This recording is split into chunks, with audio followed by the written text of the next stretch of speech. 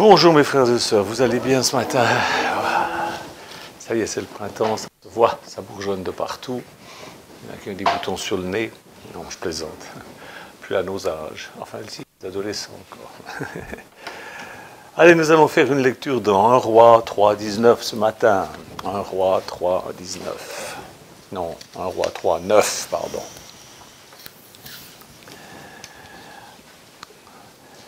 Accorde donc à ton serviteur un cœur apte à écouter pour juger ton peuple, pour distinguer le bien du mal. En effet, qui serait capable de juger un peuple, ce peuple si important? Cette demande de Salomon plut au Seigneur. Amen. Voilà. Ce matin, je vais vous dire des choses un peu bizarres. Vous avez l'habitude, hein, voilà, c'est toujours un petit peu bizarre. Jésus, je te prie de nous aider à comprendre, pour que nous ne fassions pas l'erreur d'être dans un extrême ou dans un autre, mais que nous soyons dans le juste milieu et que nous soyons intelligents. Que ton nom soit béni, mon Dieu. Amen, dans le nom de Jésus. Un jour, Jésus a été reçu dans une maison où vivaient deux sœurs avec leur frangin Lazare.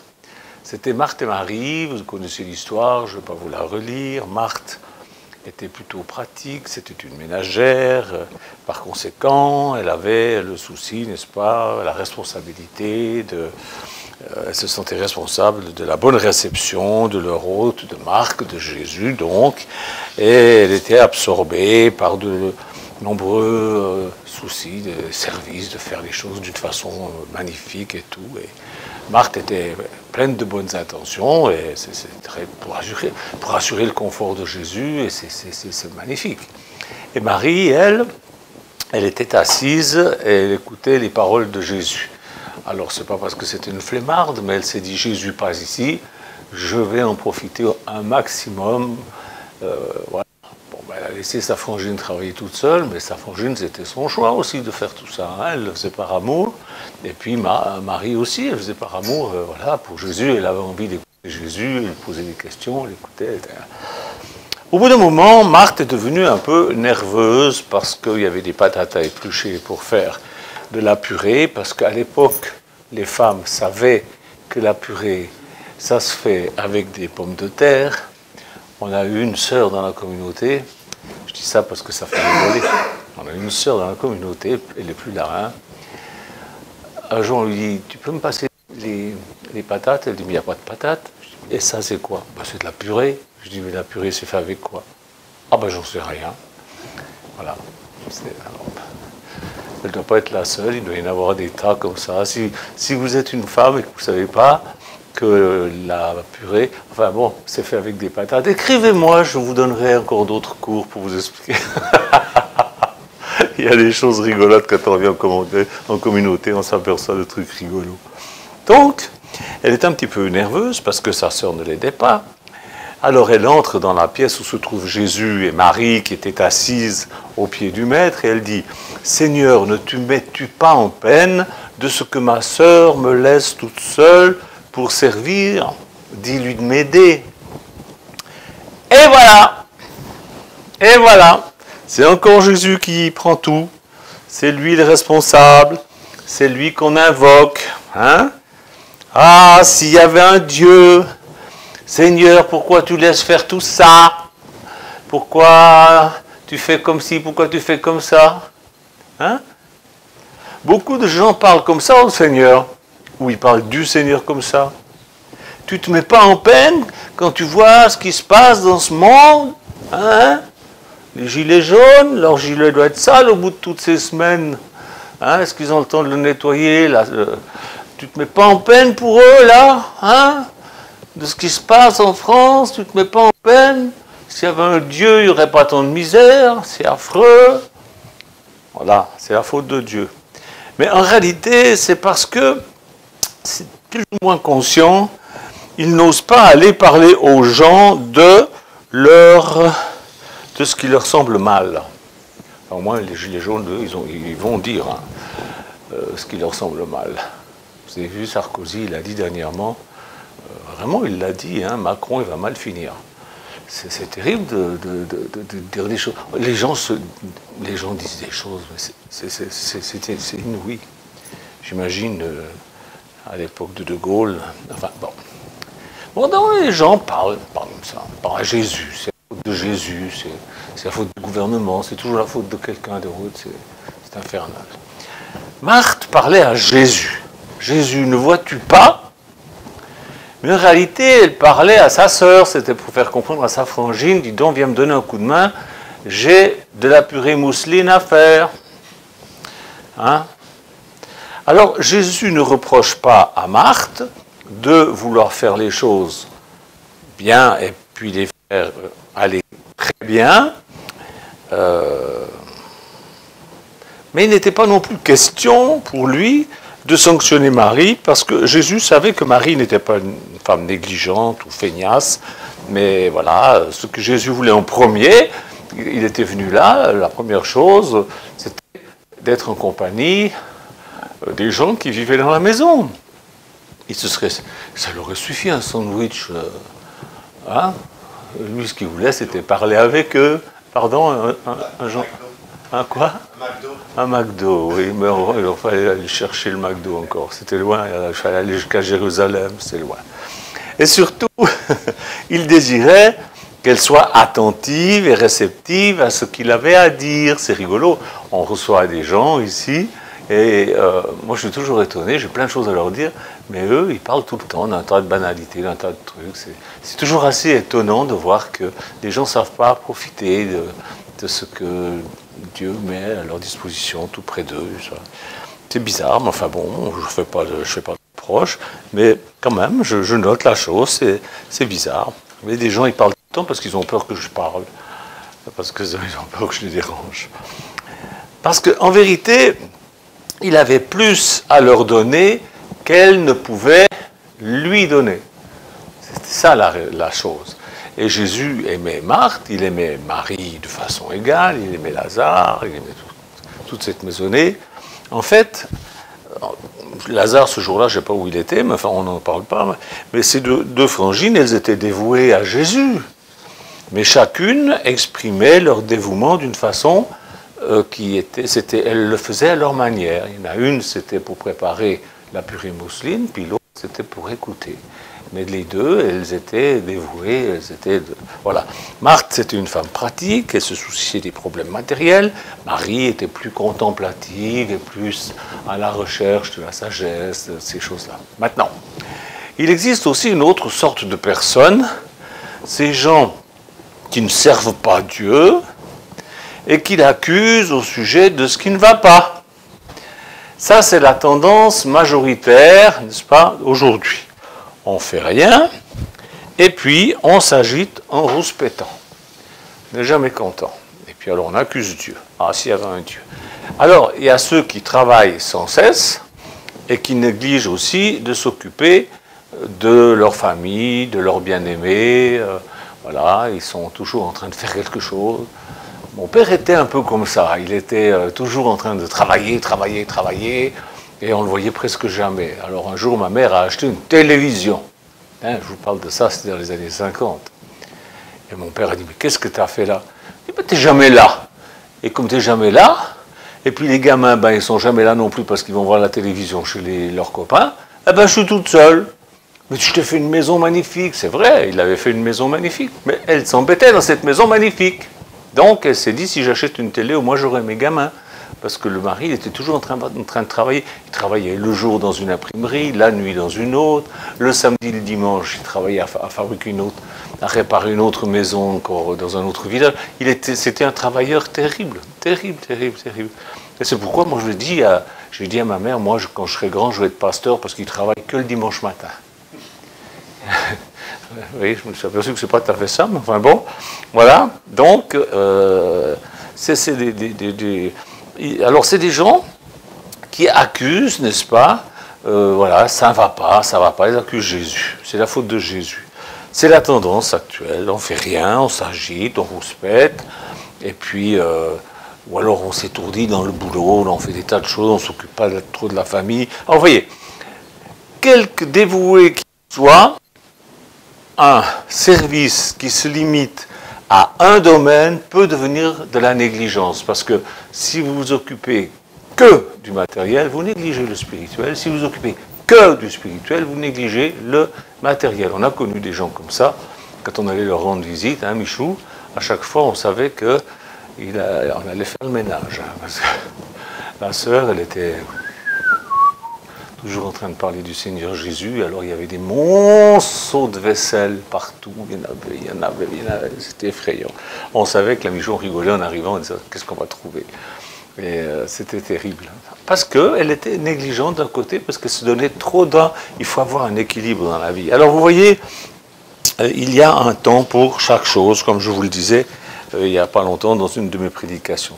Mais dans cette situation, Jésus ne voulait pas prendre parti d'une façon cassante. Il ne voulait pas. Il dit juste à Marthe, bon, mais Marie a choisi la bonne part.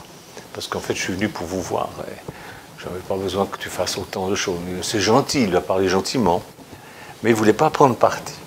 Il y a des situations où Jésus ne veut pas intervenir clairement.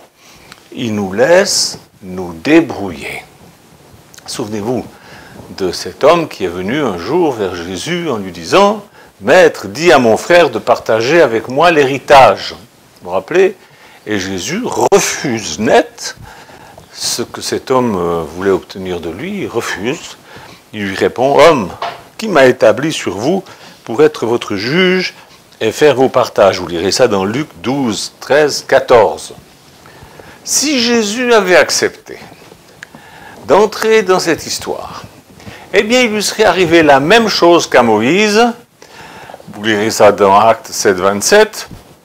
Moïse y voit deux frères qui sont en train de se chicaner. Il essaye de ramener la paix en leur disant « Mais vous êtes frères, pourquoi est-ce que vous faites du mal l'un à l'autre ?» Et les deux frangins se mettent contre lui. Et voilà que ça a mal tourné. Mais alors, tellement mal tourné, il y en a un qui lui a dit « Mais qui t'a établi chef sur nous et juge ?» Et puis, c'est devenu si grave, ils l'ont menacé, que Moïse a dû fuir pendant 40 ans. Alors, vous voyez, Jésus est intelligent, hein, il ne se mêle pas de tout. Il ne se mêle pas de tout. Voilà, c'est comme ça. Et encore aujourd'hui. Hein. Dans ces cas, les gens n'étaient pas prêts à recevoir leur sauveur et maître. Alors, Jésus ne voulut pas prendre parti parce que ça aurait mal tourné pour lui.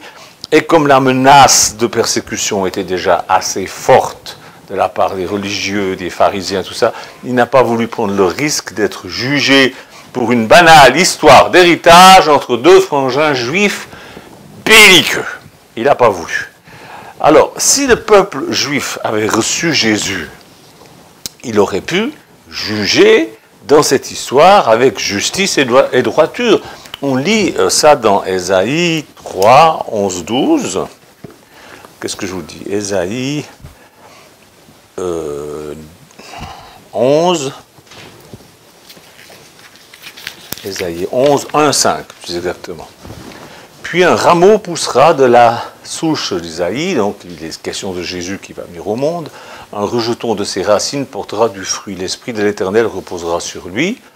Esprit de sagesse et de discernement, esprit de conseil et de puissance, esprit de connaissance et de crainte de l'Éternel. Il prendra plaisir dans la crainte de l'Éternel. Il ne jugera pas sur l'apparence, n'adressera pas de reproches sur la base d'un ouï-dire, au contraire. Il jugera les faibles avec justice et corrigera les malheureux de la terre avec droiture. Il frappera la terre par sa parole comme un coup de bâton, et par le souffle de ses lèvres, il fera mourir le méchant. La justice sera comme une ceinture autour de sa taille, et la fidélité comme une ceinture sur ses hanches. Et puis ensuite on voit le loup habitera avec l'agneau, la panthère, etc. Voilà. Mais on n'était pas... Au moment où Jésus était sur la terre, ce n'était pas encore le cas. Et ce n'est pas encore le cas aujourd'hui. Ça, là, ce qui est écrit là, ça se passera pendant le millénium. Quand Jésus va revenir sur la terre et qu'il va régner. Pour le moment, là, les gens qui étaient avec Jésus, c'était des gens charnels. Et puis, les gens qui sont là aussi sur cette terre, c'est des gens charnels. Alors, Jésus, avec beaucoup d'amour, il leur dit « Débrouillez-vous !» Il ne dit pas ça comme ça, mais c'est ça que ça veut dire. Débrouillez-vous. Mais le jour vient où il régnera et il tranchera nettement. Ça sera pendant le millénium et il fera mourir le méchant. Voilà. Ça ne sera plus Jésus, l'agneau de Dieu, ça sera Jésus, le lion de Judas. Ça sera autre chose. Hein. Mais là, quand il était sur terre, et encore aujourd'hui, il se montre sage, parce qu'il ne s'agit pas pour lui d'introduire la justice sur la terre et de s'occuper des histoires d'héritage. Ce n'est pas son problème. Il agit, et puis il y a beaucoup d'autres choses, ce n'est pas son problème. Il agit maintenant dans le but, maintenant le but c'est d'emmener au salut ceux qui le reçoivent par la foi. C'est pour ça qu'il est venu. Et c'est pour ça qu'il agit encore maintenant, pour emmener au salut ceux qui le reçoivent par la foi. Et il y a un héritage pour eux qui leur est promis.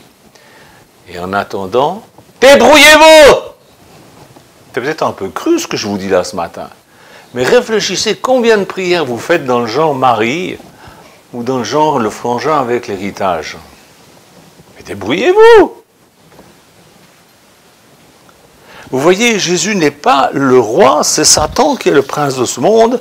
Alors voilà, que faire maintenant avec toutes les injustices? Eh bien, humblement, allez sur vos genoux et priez, Seigneur, que ta volonté soit faite. Voilà, c'est la plus belle prière que vous pouvez faire. Là, vous êtes sûr, vous êtes exaucé quand vous priez comme ça. Parce que de toute façon, c'est sa volonté qui est faite. Mais au moins, vous êtes en accord avec lui. Deuxièmement, vous pardonnez ceux qui vous commettent des injustices envers vous. Vous savez pourquoi il faut leur pardonner? Pour que vous soyez tranquilles, vous. Pas pour eux, on s'en fout. Mais c'est pour vous, pour pas que vous soyez tourmentés, malades à cause de des bêtises que vous avez à subir. Et troisièmement, supporter quelques injustices. Paul dit que celui qui agit injustement recevra selon son injustice et qu'il n'y a point d'acception de personne. 1 Corinthiens 12, 13, c'est-à-dire quelqu'un qui vous fait une vacherie, un jour ou l'autre, il va la recevoir la bonne claque. Peut-être pas sur la terre, mais la Bible dit que même après la mort, il y en a qui se prendront des coups. Alors même si tout semble aller bien pour ceux qui nous ont trahis, enfin je ne sais pas si ça va bien, on ne les voit plus, on ne sait rien, mais en tout cas, un jour, ils vont prendre les coups parce que ce qu'ils ont fait, ce n'est pas juste. Dans 1 Corinthiens 6, 7, Paul nous exhorte à ne pas faire de procès à des frères et des sœurs, mais plutôt de se laisser dépouiller. Voilà. Ça c'est Paul, il dit ça. Hein? Et Pierre ajoute, car c'est une grâce que de supporter des afflictions par motif de conscience envers Dieu quand on souffre injustement. Alors Marthe souffrait de voir sa sœur assise, l'homme souffrait de voir son frangin empocher tout l'héritage, et il nous arrive de souffrir injustement. Remettons ça dans les mains de Dieu avec humilité et attendons. J'ai lu l'autre jour sur Internet, attendons, la roue tourne. Et au passage, elle va en écraser quelques-uns. Non, ça, c'est pas gentil. C'est pas gentil. La roue tourne, les choses changent. De toute façon, Dieu prépare une issue. 1 Corinthiens 10, 13. De toute façon, Dieu prépare une sortie. Ça peut prendre du temps, mais l'issue va s'ouvrir pour vous qui êtes victimes d'injustice. Et puis, pour le moment, eh bien, nous en sommes qu'au début des souffrances. La Bible nous dit. La détresse deviendra bientôt si grande qu'il n'y en a point eu de pareil depuis le commencement du monde jusqu'à présent et qu'il n'y en aura plus jamais de si grande. Matthieu 24, 21, 24, si vous voulez le verset. Alors, qu'est-ce que je peux vous conseiller? Exercez-vous avec les apparences, avec les apparentes injustices des maris et avec les injustices de vos frères et sœurs qui vous piquent votre pognon, qui vous piquent vos héritages, ou avec votre famille. Exercez-vous avec ceux de vos amis qui sont injustes. Exercez-vous à les supporter. Et puis voilà. Ici, nous n'avons pas encore résisté, l'apôtre dit, jusqu'au sang à cause de Jésus en luttant contre le mal. Hébreux 12, 4. Il y en a qui ont lutté jusqu'au sang. Il y en a qui luttent encore jusqu'au sang aujourd'hui, qui sont persécutés. Le peuple chrétien est le peuple le plus persécuté du monde à l'heure actuelle. Nous, ça va, on n'a encore pas été jusqu'au sang. Mais ça va venir. Ça va venir, et si vous vous comportez comme des gamins capricieux aujourd'hui, aussitôt que vous avez une contrariété, vous allez pleurnicher vers Jésus, vous plaindre de ce que les autres vous ont fait, et puis, alors, qu'est-ce que vous allez faire quand ça va devenir grave? Jérémie 2,5 le dit.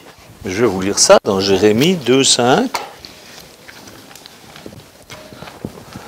Non, c'est 12,5. Jérémie 12, 5. Si tu cours avec des piétons et qu'ils te fatiguent, comment pourras-tu lutter avec des chevaux? Vous comprenez ce que ça veut dire? Pour le moment, c'est des injustices que nous subissons. Je ne veux pas dire que c'est des babioles, il y a des choses graves. Nous, on a subi des dommages très graves. Mais c'est des babioles par rapport à ce qui va arriver là. Ça va être tellement grave, il n'y aura jamais eu quelque chose aussi grave que ça. Allez demander aux gens qui ont subi les 2 dernières guerres mondiales, allez demander en Afrique, allez leur demander si c'est grave ce qu'ils vivent. Ben, ça sera encore pire que ça, et ça va venir chez nous, ça va venir ici. C'est pourquoi je vous dis, frères et sœurs qui habitez les villes, fuyez. Ça ne veut pas dire que ça ne viendra pas dans les campagnes, mais ça viendra un peu plus lentement dans les campagnes. C'est vrai, hein? C'est vrai. Faites attention à ce que je vous dis. Je vous l'aurais dit. Vous dites, ah oui, Michel en fera. Oui, ben il arrivera un moment, ce sera trop tard. Il faut le faire maintenant. Parce que c'est en train de venir. Alors, si vous vous comportez comme des gamins, qu'est-ce que vous allez faire quand ça va devenir grave? Vous voyez? Il faut que nous soyons attristés par diverses épreuves. C'est Pierre qui dit ça. 1 Pierre 5, 6, 7. Il faut que nous soyons attristés par diverses épreuves. Pourquoi? Je ne sais pas. Je n'ai pas toutes les réponses. Et Jésus ne veut pas nous donner toutes les réponses non plus. Parce qu'ici-bas, c'est par la foi que nous devons vivre, que nous devons marcher, que nous devons évoluer. Et si nous avons toutes les réponses, eh bien, on n'a plus besoin de la foi. C'est vrai ou c'est pas vrai? Bien sûr que c'est vrai. Les gens du monde, eux, ils vont consulter les devins, les mages, les astrologues. Nous, est-ce qu'on va aller consulter les prophètes? Non! Non. Bon, chaque fois qu'il y a un prophète qui m'a parlé, c'est lui qui est venu chez moi, moi je n'ai jamais été le chercher. Je vois des réunions où il y a... Alors, c'est l'évangélisation dans la grande salle, puis il y a une petite pièce où il y a un prophète ou une prophétesse, puis je vois les chrétiens qui font la queue pour aller... Moi, je déteste ça, je trouve que c'est un petit peu comme les païens qui vont voir Madame Irma. J'aime pas ça. J'aime vraiment pas ça. Vous allez me dire, peut-être j'ai tort. Peut-être j'ai tort, mais je crois bien que j'ai raison quand même. Si, moi, ça m'est arrivé de rencontrer des prophètes dans la rue. Dans la rue. Ça m'est arrivé même de rencontrer un ange dans le métro. Ben oui. Mais je ne vais pas le chercher. Non. J'ai confiance en Dieu. Alors les gens du monde, eux, ils courent derrière tous ces trucs-là. Nous, non. Dieu place les prophètes devant nous quand il veut nous dire quelque chose, et vous n'avez pas à courir derrière les prophètes. Ah, ça peut arriver des fois que c'est tellement... Voilà. On comprend, je ne vous condamne pas si vous allez chercher, si vous allez consulter un prophète, mais c'est pas normal. C'est pas normal. Il y a d'autres façons de faire. Par contre, ce que vous pouvez faire à la place d'aller chercher un prophète, c'est déjà commencer à développer votre intelligence. Maintenant, votre sagesse, votre intuition aussi. Et surtout, développer votre confiance en Dieu, qui fait toutes choses à merveille en temps voulu. C'est la plus grande marque de votre amour pour lui, c'est d'avoir foi en lui, d'avoir confiance en lui. Si vous n'avez pas commis l'injustice, vous n'avez rien à craindre. Vous n'avez pas à craindre. Seulement voilà, vous voyez, Marthe était tellement intime avec Jésus, elle le connaissait tellement, alors plutôt que de faire des reproches à sa sœur, elle se permet d'en faire à Jésus. C'est typique. D'où la fameuse phrase, mais qu'est-ce que j'ai fait au bon Dieu? Qu'est-ce que j'ai fait au bon Dieu? Dieu n'est pas un distributeur de solutions toutes prêtes. Non, monsieur. Et même, il refuse de se mêler de certaines de nos affaires. Vous allez me dire, ah bon? Eh bien oui, il faut bien que quelqu'un vous le dise. Il refuse nettement de s'occuper de certaines de vos affaires parce qu'il estime que nous devrions être assez intelligents pour nous débrouiller nous-mêmes. S'il devait s'occuper de tout, pourquoi est-ce qu'il nous demande d'être sages et de rechercher la sagesse si il s'occupe de tout? On n'a pas besoin d'être sage, on n'a pas besoin de prier pour être sage, on n'a pas besoin de demander la sagesse à Dieu, ni l'intelligence, on s'en fout. Dieu s'occupe de tout. Vous comprenez? Pourquoi, s'il s'occupe de tout, pourquoi est-ce qu'il nous est dit dans la Bible que nous devons être renouvelés dans notre intelligence? À quoi ça sert l'intelligence si Dieu s'occupe de tout? L'autre jour, je lisais une phrase de Pierre Dac qui disait « À quoi sert l'intelligence s'il n'y a pas d'imbéciles ?» Nous devons progresser en intelligence. Pourquoi? Pour pouvoir débrouiller certains problèmes, pas toujours aller demander à Dieu. Et pourquoi a-t-il pourvu pour que nous soyons entourés par des ministres de sa parole? Pourquoi est-ce qu'il veut que dans son Église, il y ait 5 ministères? Vous les connaissez, apôtres, prophètes, docteurs, évangélistes, pasteurs. Pourquoi? Pourquoi? Pour l'édification du corps de Christ. Pour que nous parvenions tous à la stature parfaite du Seigneur Jésus-Christ. Alors, pourquoi est-ce qu'il y a des ministres de l'Évangile, de la parole, si on n'en a pas besoin? Si on va simplement demander à Jésus. Oh non, moi je préfère demander à Jésus. Ben non, t'as tort. Dieu a pourvu, dans son Église, il y a des ministres, voilà. Pourquoi est-ce qu'il veut que nous ne restions pas tout seuls, mais que nous ayons une réelle communion d'amour fraternel? À quoi ça sert, les frères et sœurs? Juste à être assis à côté de nous au culte? Non. Nous sommes membres du corps de Christ et nous avons tous des talents différents les uns des autres pour pouvoir nous aider. Moi, je suis très content d'avoir une main droite capable d'aller me gratter le dos. Mais il y a des fois, j'arrive pas à y aller parce que c'est trop haut. Moi, je commence à me dire un peu vieux, alors j'aime ma femme. Chérie, tu voudrais pas gratter? Non, juste un peu plus haut. Voilà, juste un peu. On a besoin les uns des autres. Mais si vous êtes tout seul, eh ben vous allez demander à Jésus. Vous avez tort. Vous allez demander à Jésus parce que vous êtes tout seul, parce que vous ne connaissez pas un frère, une sœur de confiance avec qui vous pouvez parler. Pourquoi est-ce qu'il nous demande, Jésus, de prier ensemble? Nous, dans la communauté, on prie ensemble. Eh bien, je vous assure, les réunions de prière, c'est très instructif. On apprend beaucoup de choses, des besoins des uns et des autres, et de leur famille. Pourquoi est-ce que Jésus nous dit que quand on prie ensemble, avant, il faut qu'on se mette d'accord sur ce que nous allons demander? Ça, c'est dans Matthieu 18, 19. Eh bien, c'est parce que quand nous parlons ensemble, pour nous mettre d'accord pour demander quelque chose à Dieu, eh bien, il arrive que pendant que nous sommes en train de parler de la chose, quelqu'un a une idée pour trouver la solution. On n'est même plus obligé de demander à Dieu. Vous comprenez? Pourquoi? Pourquoi il faut toujours aller vers Jésus? C'est pas qu'il ne peut pas, c'est qu'il ne veut pas, parce qu'il a institué d'autres choses, d'autres moyens, d'autres méthodes. Jésus dit, non, Marthe, Marie a choisi la meilleure part, mais un autre jour il dit, vous ne m'aurez pas toujours avec vous. Et certains disent, Ah, ça aurait été bien si on avait été du temps de Jésus, on aurait marché avec lui, on aurait eu là tout le temps pour lui poser toutes les questions, ça aurait été super. Mais de nos jours, nous avons l'Église. Ah oui, mais dans l'Église, c'est plein d'hypocrites. Eh bien, fréquente-les pas, les hypocrites. Chez nous, il n'y en a pas des hypocrites. Pourquoi? Parce qu'ils ne supportent pas. La Bible a raison.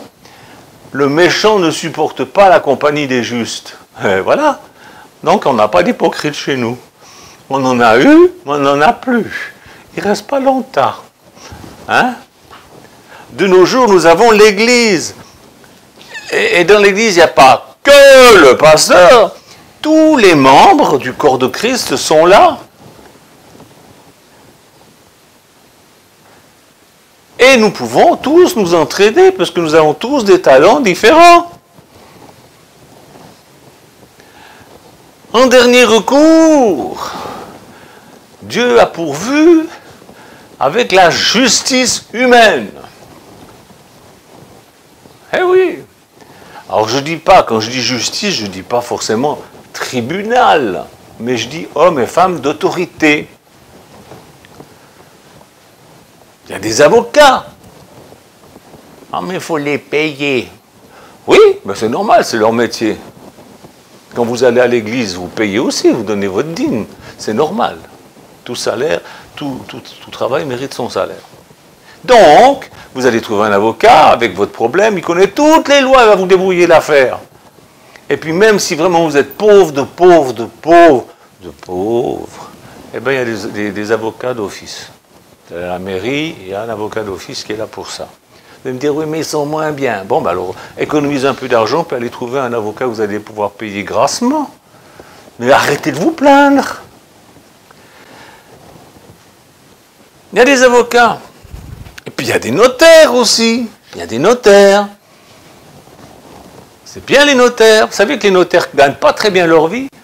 Ils sont taxés. Ils gagnent presque rien. Alors, même entre frères et sœurs, il est bon de faire les choses importantes devant un notaire. Il y a un frère qui m'a dit, ah non, moi, mes amis, je leur fais confiance. Eh bien, depuis 20 ans que je le connais, avec ses amis à qui il fait confiance, il a fait 3 fois faillite. Parce que ses amis en qui il avait fait confiance, ils l'ont trompé. Et comme il n'avait pas fait de papier, eh ben voilà, nous on fait tout chez notaire. Oh, comme ça, on n'a pas de problème. Les choses sont réglées légalement. Vous voyez, Dieu a pourvu. Pourquoi? S'il avait eu un notaire, l'autre, là, avec son héritage, pas de problème. Mais est-ce que les notaires existaient à cette époque-là? J'en sais rien. Mais à notre époque, oui.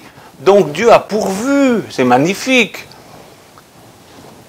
Vous oubliez que c'est Dieu qui a placé ses autorités pour nous protéger si nous faisons le bien, mais aussi pour nous punir si nous faisons le mal.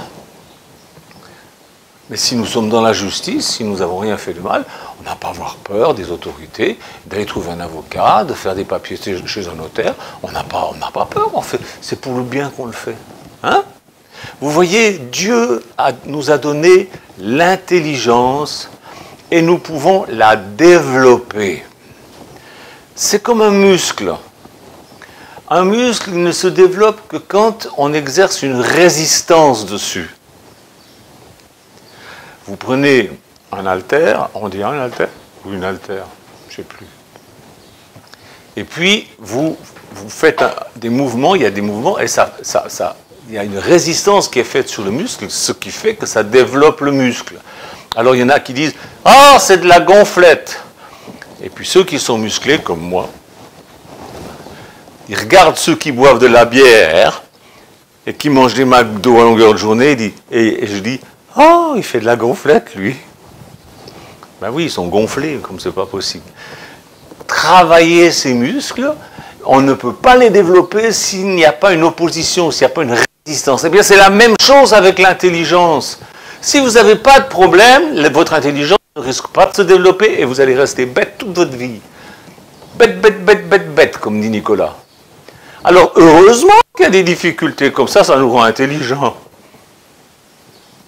Et comme ça, nous arriverons dans le royaume de Dieu, nous retournerons auprès du Père en ayant acquis quelque chose que nous n'avions pas avant, une expérience.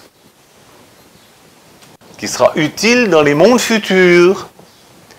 Nous devons développer notre intelligence avec tout ce qui nous est donné, et puis aussi, bien sûr, demander à Jésus, parler avec Jésus au sujet de tout, mais pas en le prenant pour notre boniche. Il n'est pas notre boniche. Nous pouvons faire beaucoup de choses, tout seul. D'accord? Un jour, j'étais avec Pierre Gilbert. Vous connaissez l'eschatologue. Et on avait, je ne sais pas, 200 personnes qui étaient là, et à la fin, j'ai dit, ben écoutez, s'il y a des personnes qui souffrent, on va prier pour les malades. Alors il y a une jeune fille qui s'est avancée et qui avait une jambe 2 cm plus courte que l'autre. Alors comme mon ami Pierre Gilbert, l'eschatologue, il est aussi chiropracteur, j'ai dit, tu veux le faire? Parce que lui, il sait comment faire pour rallonger une jambe. Rallonger une jambe, on dit rallonger une jambe, c'est pas une jambe qui se rallonge, c'est le bassin qui se remet en place. C'est que le bassin est biaisé, et alors ça vous fait des douleurs, et puis la jambe, vous avez une jambe qui est plus courte, qui semble plus courte. Elle n'est pas plus courte, c'est simplement que le bassin doit être remis en place. Un chiropracteur vous fait ça en quelques instants. Il m'a dit, non, c'est une réunion chrétienne, fais-le toi-même. J'ai dit, mais pas de problème.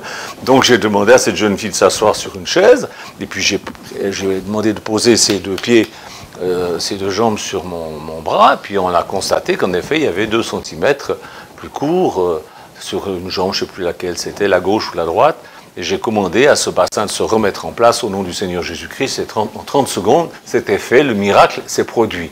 Nous pouvons faire des miracles. Nous pouvons invoquer le nom de Jésus. Mais on peut aussi aller chez un chiropracteur. Bon, c'est plus cher. Mais vous voyez, Dieu nous a donné l'intelligence. Il nous a donné une tête. C'est pas seulement pour qu'on mette un chapeau dessus. Vous voyez ce que je veux dire? Il faut qu'on s'en serve et il faut qu'on grandisse. Il faut qu'on se muscle l'intelligence afin que nous puissions nous-mêmes nous débrouiller et aussi aider les autres à se débrouiller. Que Dieu soit béni. Amen. Merci Jésus d'aider mes frères et sœurs à bien saisir ce que j'ai voulu leur dire et qu'ils puissent comprendre ce qu'il y a à faire, leur affaire, et qu'ils ne comptent pas simplement tout le temps sur ton intervention, mais que par leur intelligence qui est un don de Dieu, ils y arrivent. Amen. Amen. Au revoir, à bientôt. Dieu vous bénisse.